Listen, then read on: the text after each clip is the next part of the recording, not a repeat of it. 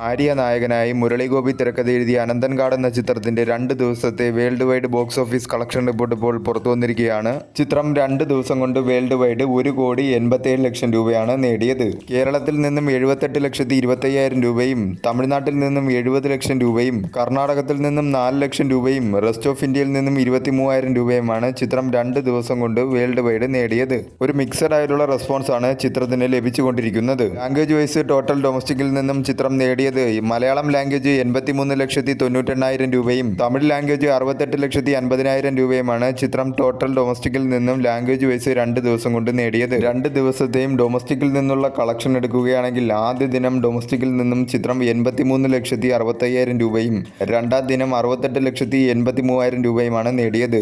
ആദ്യ ദിനത്തേക്കാൾ ചിത്രത്തിന് ഡൊമസ്റ്റിക്കിൽ നിന്നും 17.71% കുറവാണ് രണ്ടാം ദിവസത്തെ കളക്ഷനിൽ രേഖപ്പെടുത്തിയിരിക്കുന്നത്. ആവറേജിനും താഴെ നിൽക്കുന്ന ഒരു പെർഫോമൻസ് ആണ് ഇപ്പോൾ ചിത്രം ബോക്സ് ഓഫീസിൽ കാഴ്ചവെച്ചുകൊണ്ടിരിക്കുന്നത്. വരും ദിവസങ്ങളിൽ ചിത്രം നല്ല രീതിയിലുള്ള ഒരു ബോക്സ് ഓഫീസ് പെർഫോമൻസ് കാഴ്ചവെച്ചാൽ മാത്രമേ ചിത്രത്തിന് വിജയിക്കാൻ സാധിക്കുകയുള്ളൂ.